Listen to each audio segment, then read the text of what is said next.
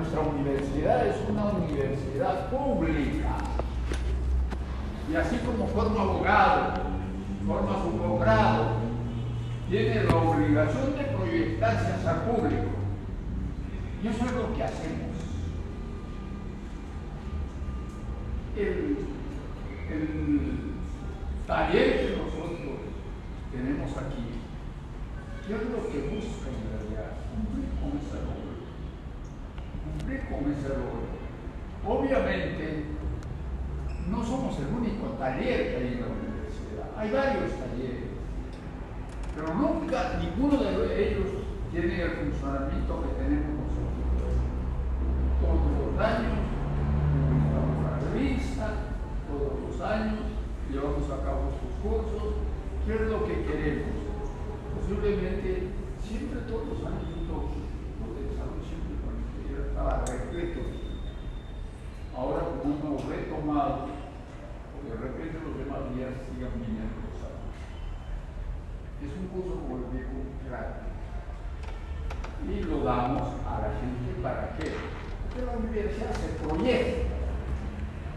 Ese es el rol.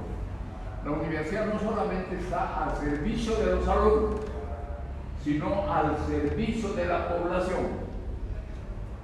Y este rol se lleva a cabo justamente por los miembros del taller. Todos los miembros del taller han sido exalumnos de la universidad.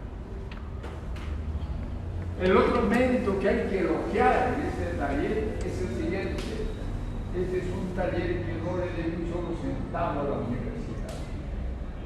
No, es gratuito. No necesitamos de dinero.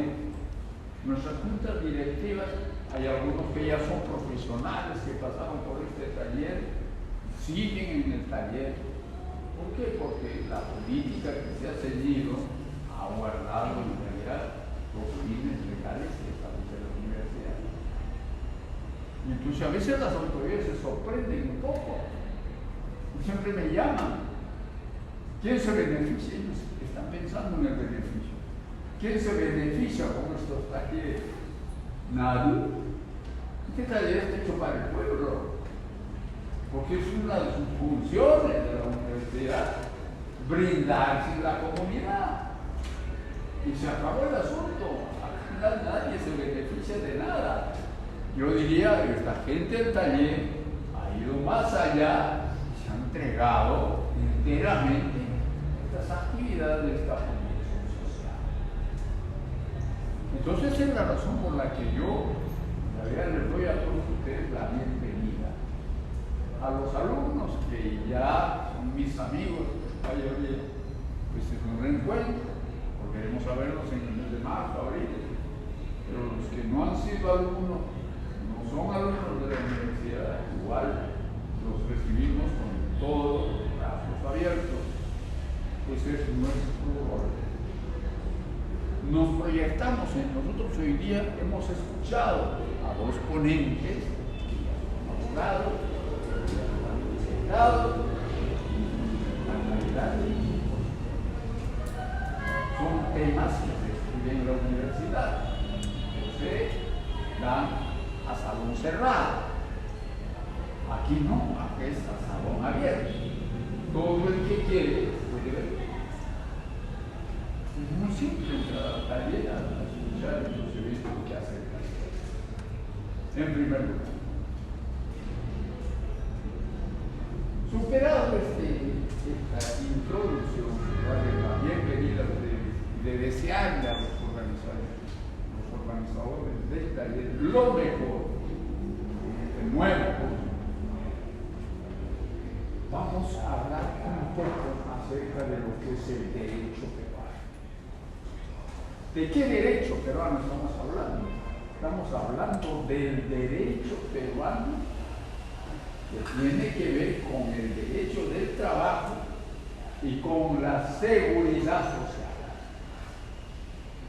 Entonces ahí hay tres líneas fundamentales que hay que estudiar en esta parte del derecho laboral. En primer lugar, el derecho individual. En segundo lugar, el derecho colectivo del trabajo. En tercer lugar, el derecho procesal del trabajo.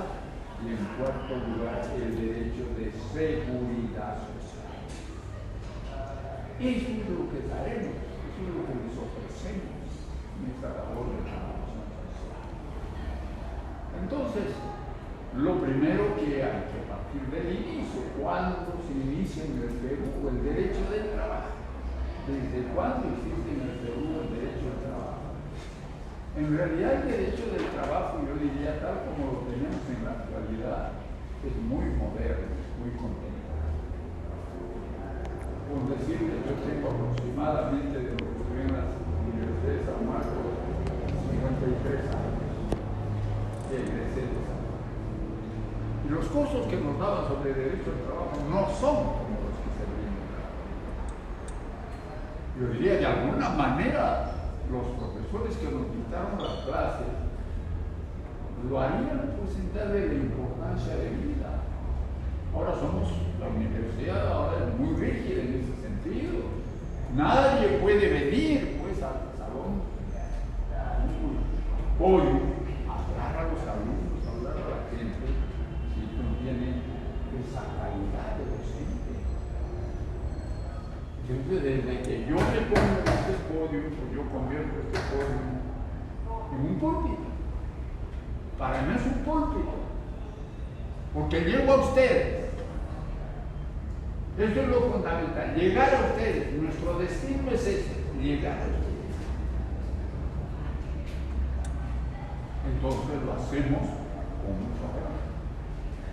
Entonces en el Perú, propiamente yo diría en el mundo, el derecho al trabajo se inicia desde que comienzan las luchas sociales, allá desde que aparece la publicación en 1850, el Capital de Carlos Marx.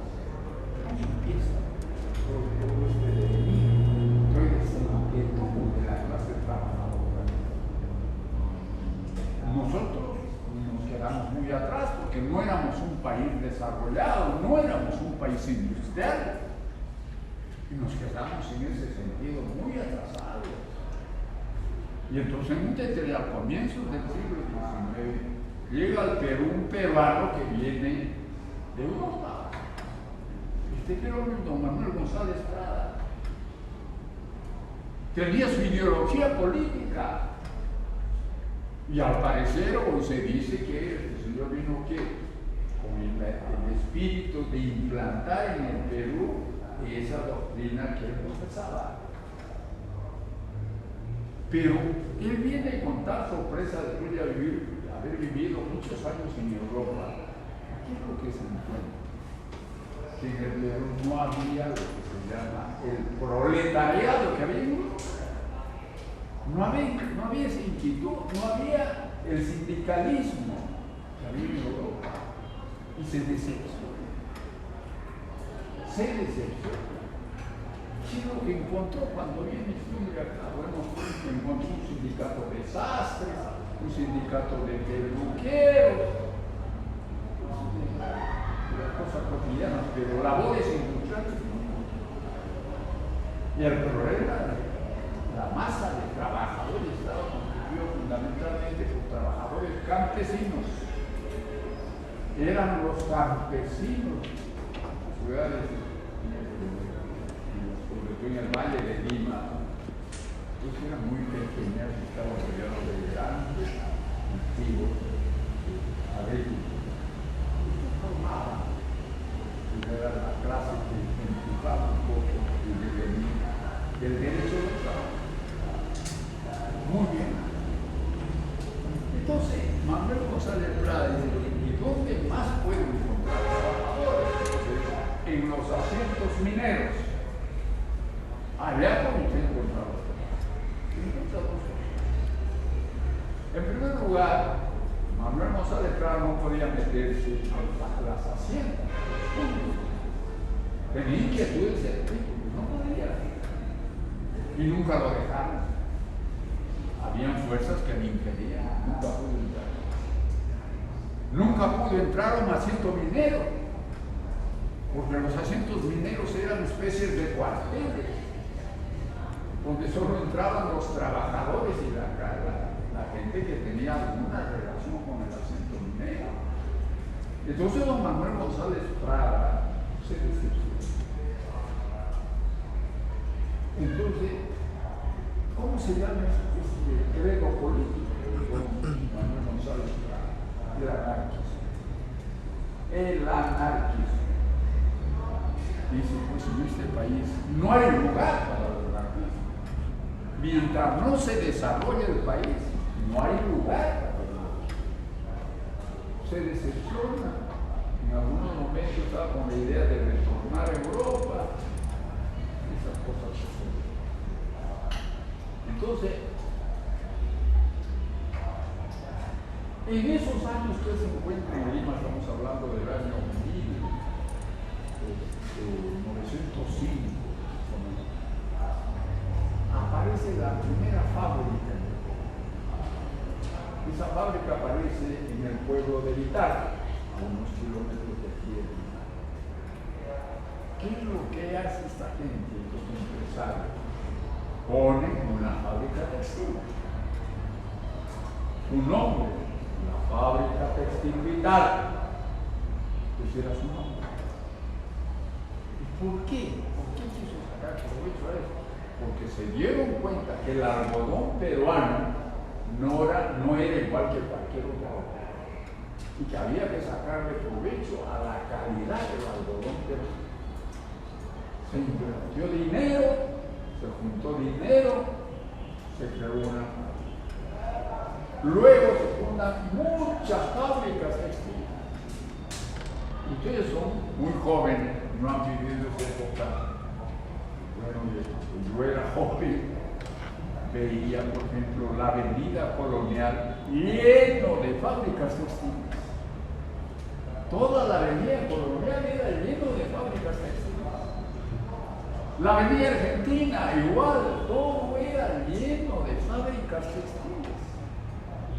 Por las madrugadas, a partir de las 7 de la mañana, ya estaban los camiones ahí esperando a los trabajadores que venían de su casa y tomaban el camión para irse a la fábrica. Ese era el quehacer. Entonces se desarrolló mediante el algodón la actividad industrial. ¿Qué pasó con eso? Todo se redujo a la mano. Ahora nuestro centro industrial por excelencia en el Perú es la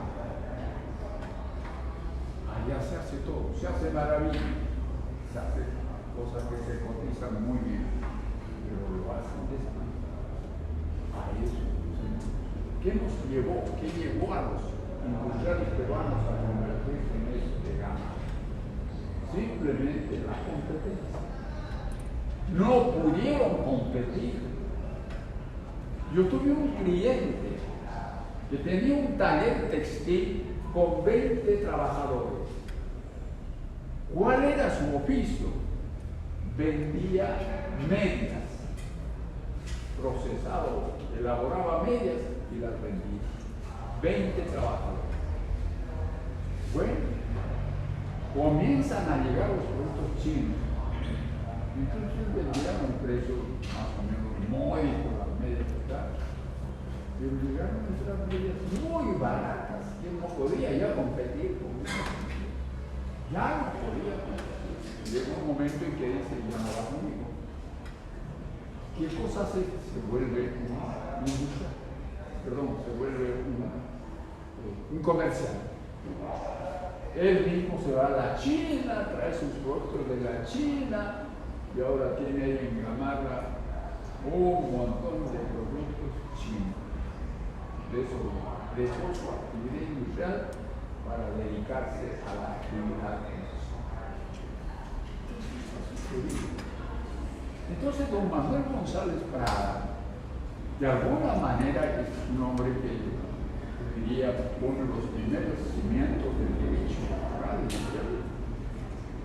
Cuando nace la fábrica textil Vitara, dice, bueno, yo me arriesgo a esta ley.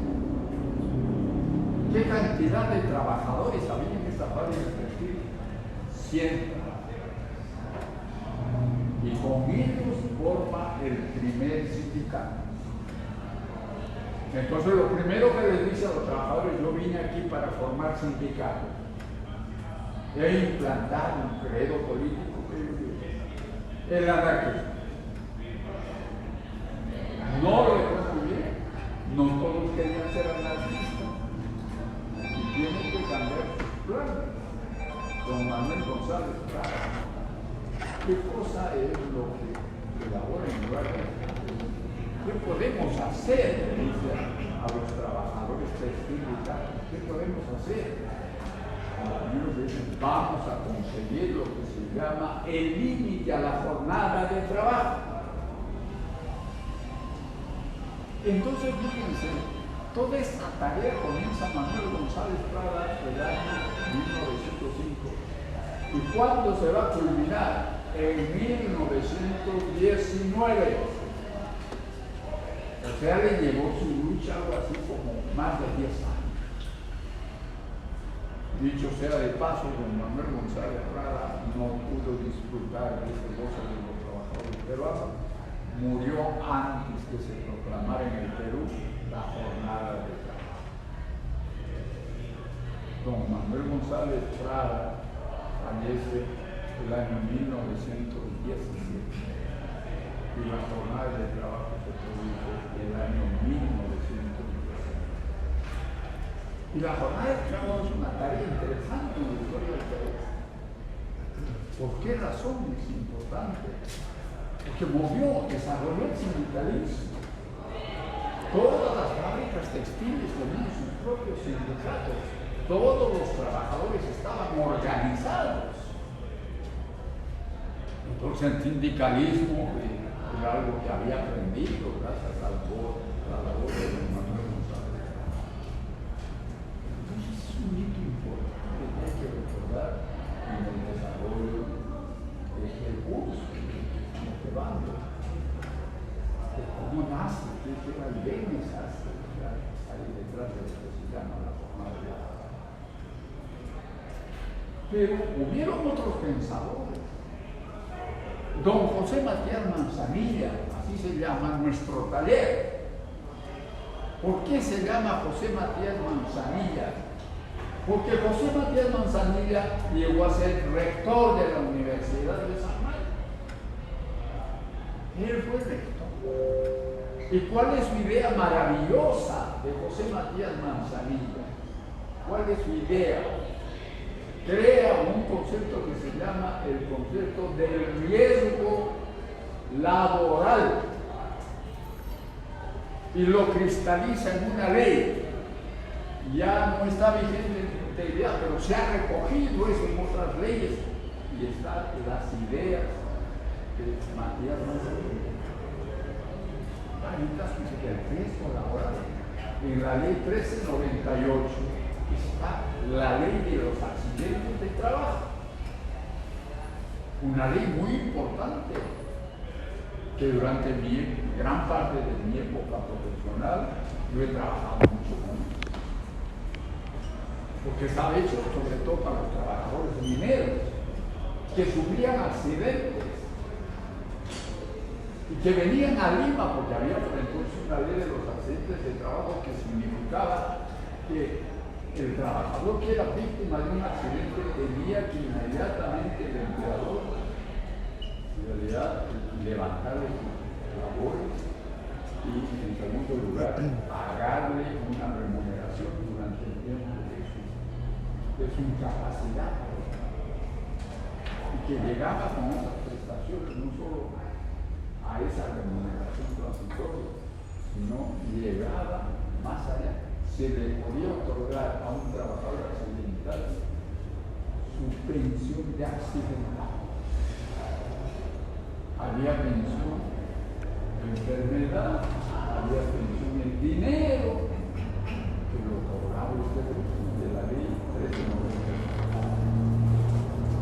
Entonces fue una primera ley material que gozábamos. Lo gozábamos. Eso ha sido recogida por una ley del Seguro Social.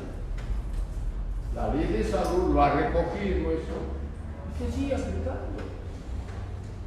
Se sigue aplicando esos criterios. De manera que ese es otro hito importante. El primero, ya dije, la de Manuel González Prada. Segunda, la del riesgo laboral. Pero hay algo más que se desarrolla en ese.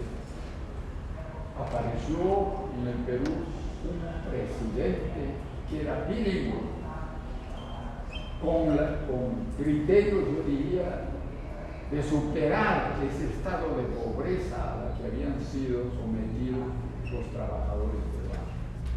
Y se dieron leyes muy interesantes, sobre todo en favor de la mujer, en favor de los menores.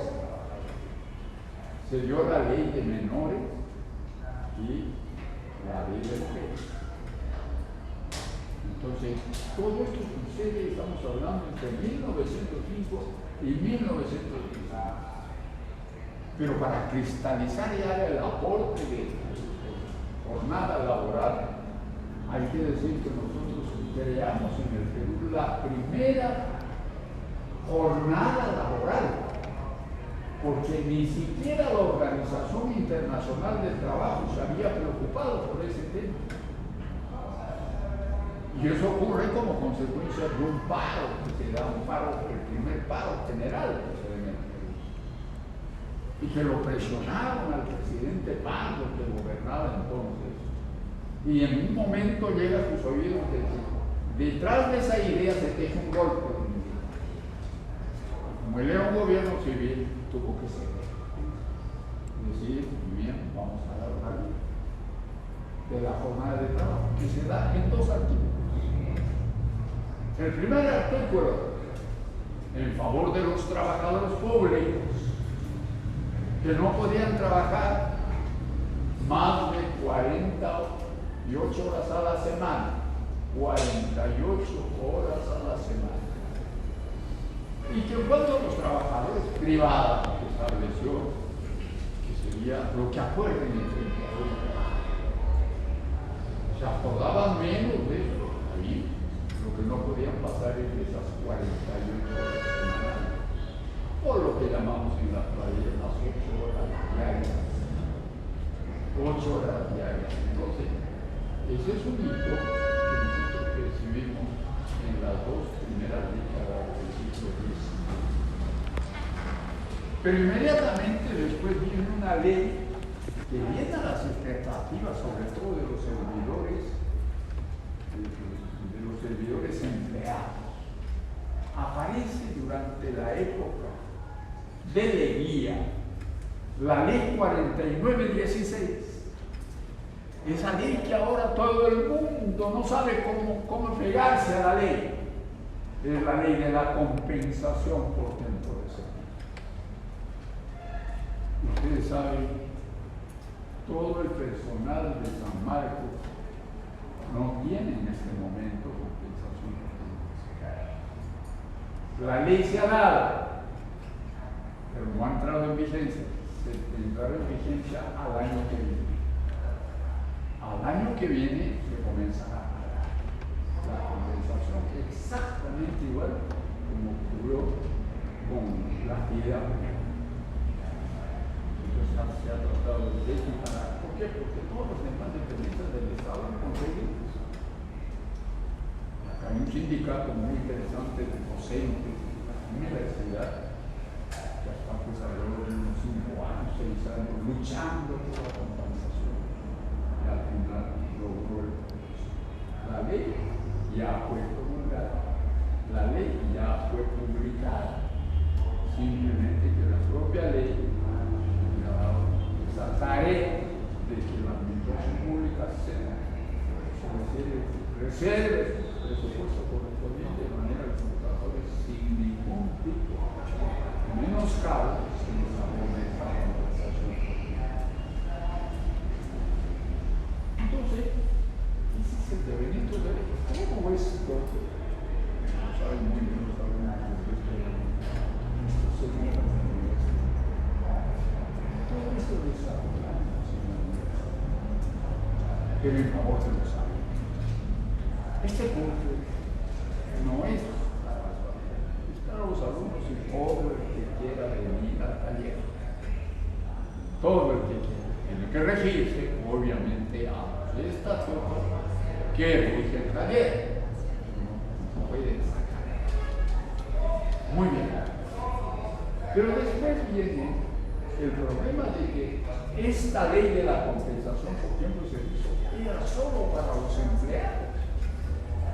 No entraban los obreros ahí. ¿Y cuál fue el motivo? ¿Por qué sucedió esto? Sucedió por lo siguiente. Cuando llega Leguía al gobierno, a Leguía lo consideraron un gran revolucionario, porque se salió de la regla de los grandes latifundistas y entró en la guerra de los comerciantes.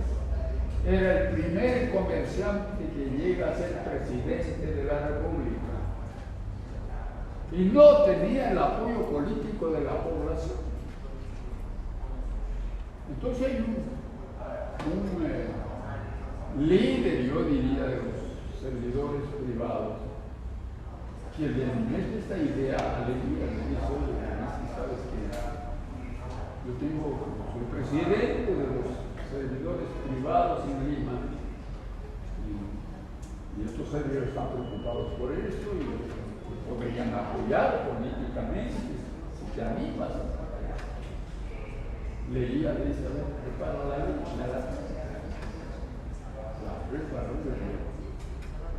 la compensación no era como está en la actualidad. Hoy día se da la compensación a razón de un sueldo por cada año de servicio. En esa época se daba como máximo 12 sueldos por compensación. De manera que hasta 12 sueldos podéis utilizar tu compensación pasado, los 12 sueldos ya no crecían. Eso ha ido creciendo. ¿Cuál fue el primer acercarse para elevar eso?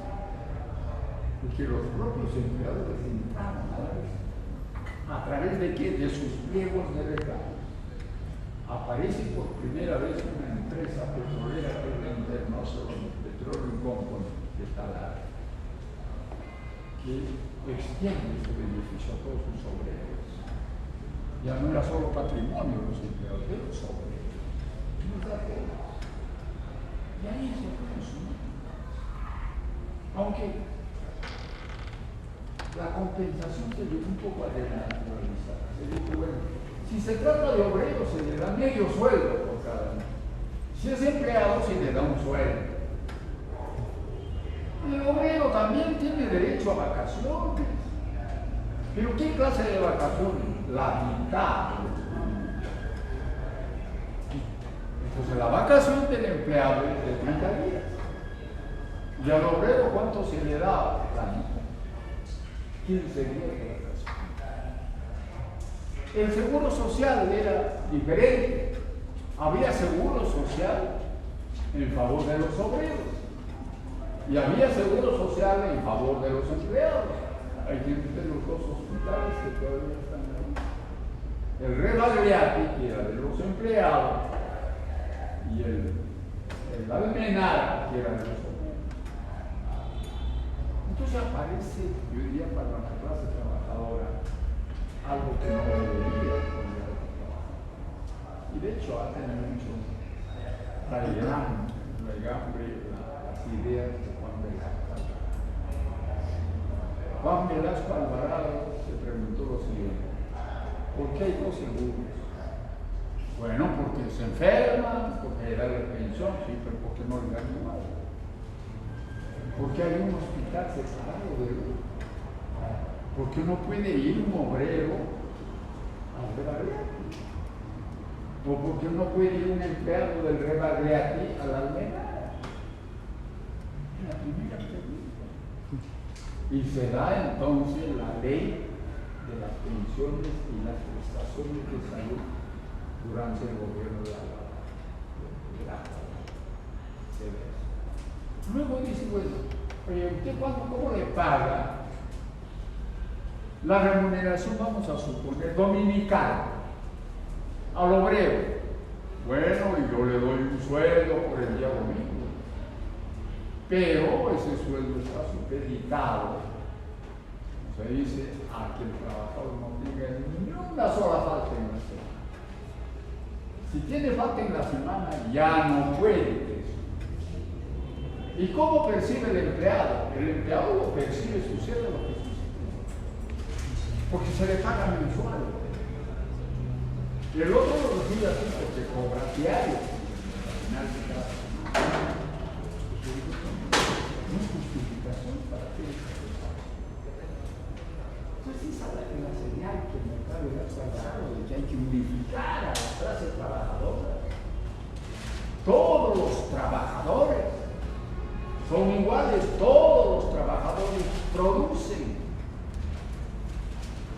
Hoy día con el adelanto tecnológico, esto ha cambiado tremendamente. Hay países donde no interesa ser obrero o ser empleado. El caso de Japón. Y el obrero, en una ciudad que se llama la ciudad Toyota, ¿quién maneja esa ciudad Toyota? Obreros. Y de repente el obrero encuentra algo que está mal en el vehículo, inmediatamente procede y lo corrige al ingeniero, le dice, oiga, con esto nos va a ir mal, tiene usted que modificar, tiene que buscar una regla. Entonces ya, como digo, esa diferencia entre obrero y empleado ya no existe. Sin embargo, todavía hay muchas empresas en el Perú que diferencian a los obreros de los empleados. Y eso en cuanto a los derechos laborales. Para terminar, finalmente, vayamos a ver un poco la seguridad social. La seguridad social era diferente en el obrero a lo que era la del empleado. Ahora, cuando se funda el seguro social en el Perú, se hace pensando en los dos. Se hace pensando en los dos. Pero por el momento gozarían, como se dice, de ese beneficio solo los obreros. Y los empleados deberían pagar un poco más, entonces se procedió a estudiar cómo iban a participar con sus aportes los empleados. Todo el mundo esperaba que saliera una modificación de la ley, pero resultó con una sorpresa. Un montón de intereses creados dieron lugar al nacimiento de un seguro social independiente, que era el de los empleados. Entonces aparece el hospital de Bravriati con un signo de eso. Y que los diferenciaba, pues no era igual ser empleado porque usted podía ir al Bravriati, o si era usted obrero tenía usted que ir a la Renara. Y eso para hablar de los hospitales más significativos en Lima. Igual eran el resto del país. Había hospitales obreros y había hospitales para empleados. Era un desastre. Felizmente, algo de arreglo se consiguió en la época de... Bueno, yo quiero traerles por el día de hoy una idea de las cosas que irán tratando en los demás días en que se desarrolle este curso. Les deseo mucha suerte y nos estaremos viendo en cualquier momento.